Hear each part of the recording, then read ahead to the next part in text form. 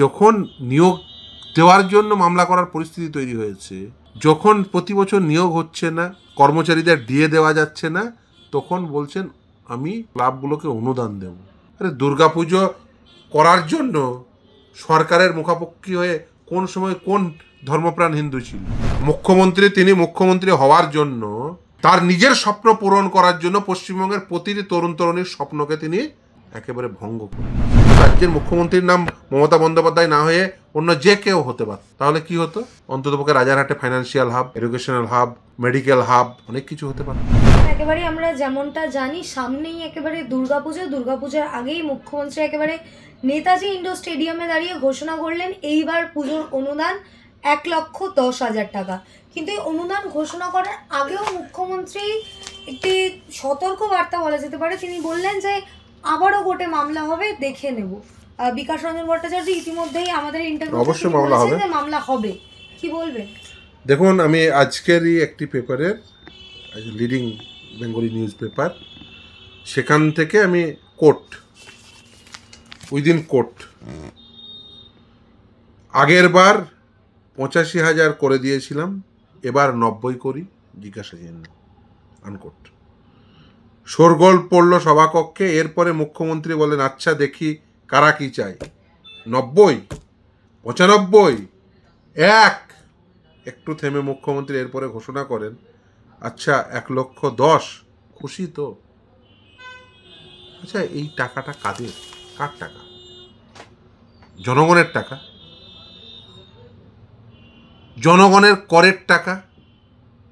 এই করের অংশে একজন হিন্দুর টাকাও আছে, একজন মুসলিমের টাকাও আছে, একজন বৌদ্ধ, খ্রিস্টান, যে ধর্মাবলম্বী হন না কেন তার টাকা আছে। আচ্ছা, জনগণ কর দিয়ে এই টাকাটা কি করতে চেয়েছিলেন জনগণ? এই টাকায় হাসপাতাল হতে পারে, স্কুল হতে পারে, রাস্তা তৈরি হতে পারে, বিদ্যুৎ, যেখানে এখনো বিদ্যুতায়ন ঘটেনি সেখানে বিদ্যুৎ নিয়ে যাওয়া যেতে পারে, অনেক কাজ করা যেতে পারে।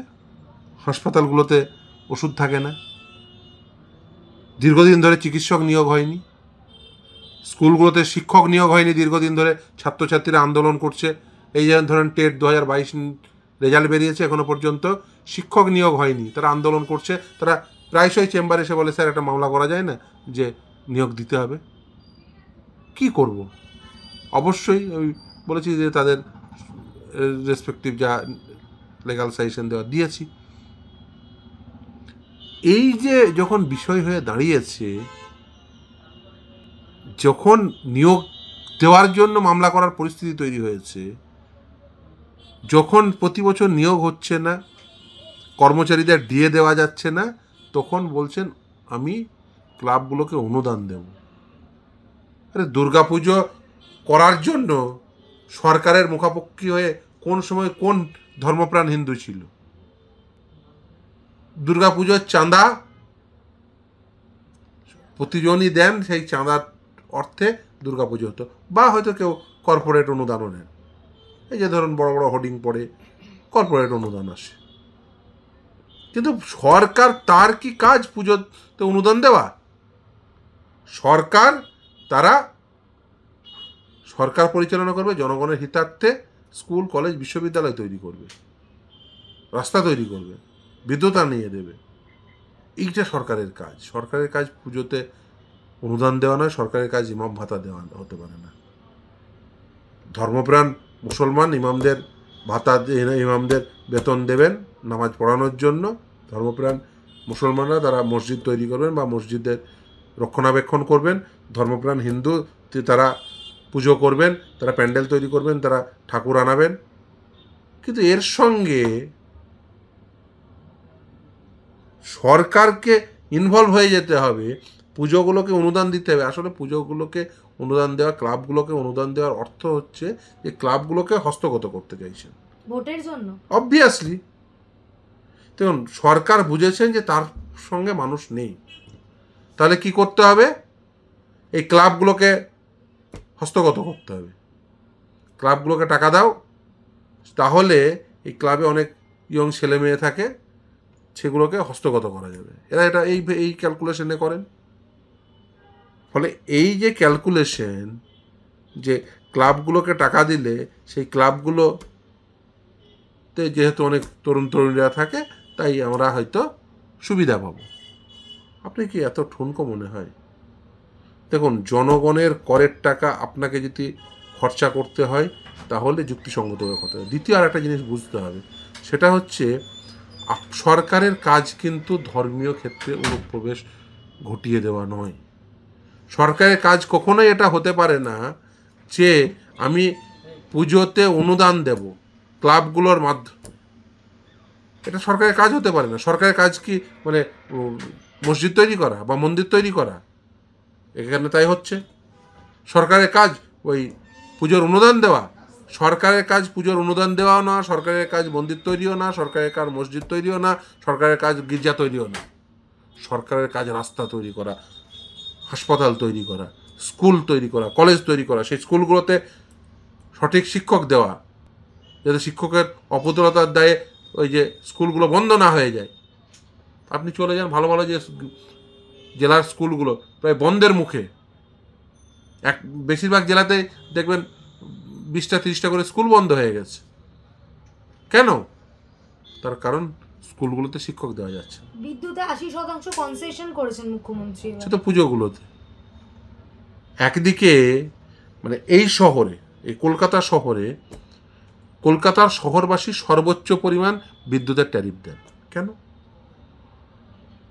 এই যে সিএসসি সর্বোচ্চ পরিমাণ, যত মেট্রো শহর আছে সব থেকে বেশি মানে ইউনিট প্রতি বিদ্যুতের মূল্য সব থেকে বেশি এই কলকাতা শহরে। আর মুখ্যমন্ত্রী সেসব দিকে কোনো প্রকার দৃষ্টি নিক্ষেপ না করে তারা কি করছেন, শুধু পুজোর অনুদান, মেলা খেলা এর মাধ্যম দিয়ে উনি ভাবছেন যে কিছু মানুষকে হস্তগত করে ভোটে জিতব।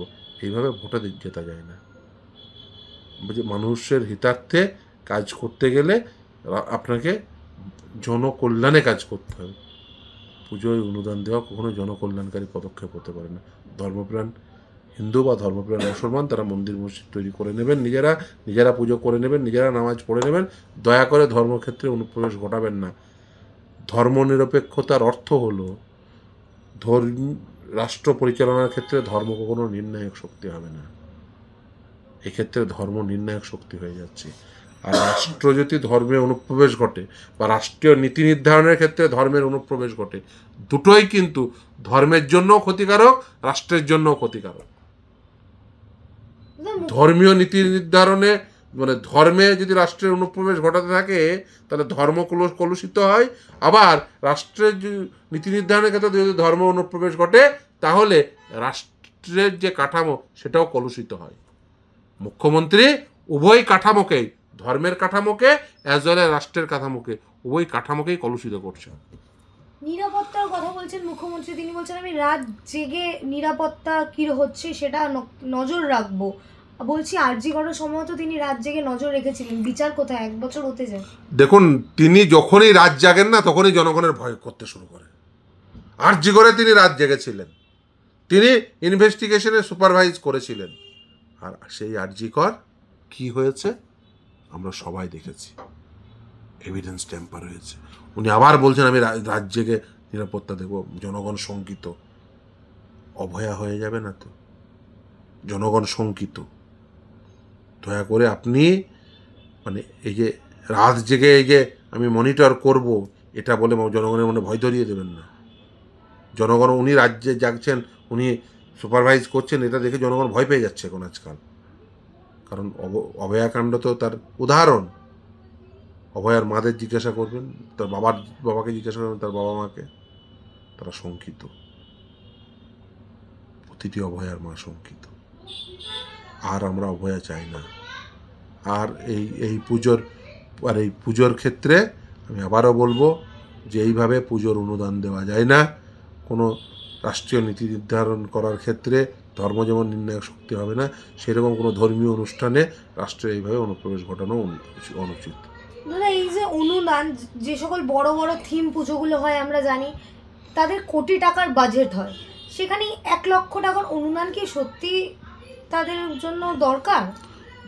দেখুন, কোনো কিছু দরকার নয়, কিন্তু তারপরেও আমি বলবো যে যদি ধরুন সত্যি সত্যি এই 1,10,000 টাকা করে দিচ্ছেন পুজো। আমি দেখছিলাম আজকের নিউজ পেপারে 2024 সালে 385,35,60,000 টাকা বরাদ্দ, আর 2025 সালে পুজোর সংখ্যা একই থাকলে মোট খরচ হবে 498,69,60,000। ডিএ হতো না এই টাকা? দিয়ে দেওয়া যেত, ওই তো 8,000 কোটি টাকা প্লাস এই পরিমাণ টাকা, এইসব টাকা দিয়ে তো দিয়ে দেওয়া যেত কর্মচারীদের। আরও অনেক কিছু করা যেত। আপনি তর্কের খাতিরে দিয়ে ছেড়ে দিন। কত স্কুল তৈরি করে দেওয়া যেত, কত স্কুলে শিক্ষক নিয়োগ করা যেত বলুন তো, কত কলেজে অধ্যাপক নিয়োগ করা যেত বলুন তো, কত কিলোমিটার রাস্তা হতো বলুন তো। এই সবটাই তো আজকে হচ্ছে না। আর তার বিপরীত ক্রমে আমরা দাঁড়িয়ে আমরা কি দেখছি? আমরা দেখছি টাকা নয়ছয় হচ্ছে। এটা হচ্ছে টাকা নয়ছয় করা। দাদা একেবারে শেষ প্রশ্ন, মুখ্যমন্ত্রী একেবারে নেতাজি ইন্ডোর থেকে বললেন যে সকল বাঙালিরা বাইরে অত্যাচারিত হচ্ছে তারা যদি দুর্গাপূজায় আসে তাদের যেন নতুন বস্ত্র দেওয়া হয়। তিনি তো চাকরি দেওয়ার কথাও বলতে পারতেন। দেখুন, তিনি চাকরি দেননি বলেই তো তাদের বাইরে যেতে হয়েছে। তিনি মুখ্যমন্ত্রী হওয়ার জন্য, তার নিজের স্বপ্ন পূরণ করার জন্য পশ্চিমবঙ্গের প্রতিটি তরুণ তরুণীর স্বপ্নকে তিনি একেবারে ভঙ্গ করিয়েছেন। তো পশ্চিমবঙ্গের প্রতিটি তরুণ তরুণীর কি স্বপ্ন ছিল? একটা চাকরি, সরকারি ক্ষেত্রে হোক বেসরকারি ক্ষেত্রে হোক। সরকারি ক্ষেত্রে স্থায়ী চাকরি, বেসরকারি ক্ষেত্রেও চাকরি পেলে অনেকেই তো বিভিন্ন আইটি কোম্পানি থেকে শুরু করে ফাইন্যান্সিয়াল কোম্পানি বিভিন্ন জায়গায় কাজ করেন। যদি ধরুন রাজ্যের মুখ্যমন্ত্রীর নাম মমতা বন্দ্যোপাধ্যায় না হয়ে অন্য যে কেউ হতে পারত, তাহলে কি হতো? অন্ততপক্ষে রাজারহাটে financial hub, educational hub, medical hub, অনেক কিছু হতে পারত। আজকে সেই রাজারহাটে দেখবেন মাঠ হিসেবে পড়ে আছে। আপনি 2011 সালে সেক্টর 5-এ স্কোয়ার ফিট প্রতি যে ভাড়া ছিল আর আজকে ভাড়া যদি তুলনা করেন, এমন কিছু বাড়েনি, উল্টে কমেছে, বরঞ্চ অফিসগুলো ফাঁকা হয়ে গেছে। যে সেক্টর 5 তৈরি করেছিল জ্যোতি বসু, রাজ্যের হাজার লক্ষাধিক বেকার যুবক যুবতী সেখানে চাকরি করে। সেক্টর 5 আমাদের তো যে আইটি হাব তো ওই সেক্টর 5। এতদিন ওই রাজারহাটে আরও ওরকম একটা সেক্টর 5 ফাইন্যান্সিয়াল হাব হয়ে যেত, মেডিকেল হাব হয়ে যেত, এডুকেশনাল হাব হয়ে যেত। কত কলেজ এসছিল বলুন তো, কলেজ ইউনিভার্সিটি, কতগুলো ইউনিভার্সিটি এসছিল।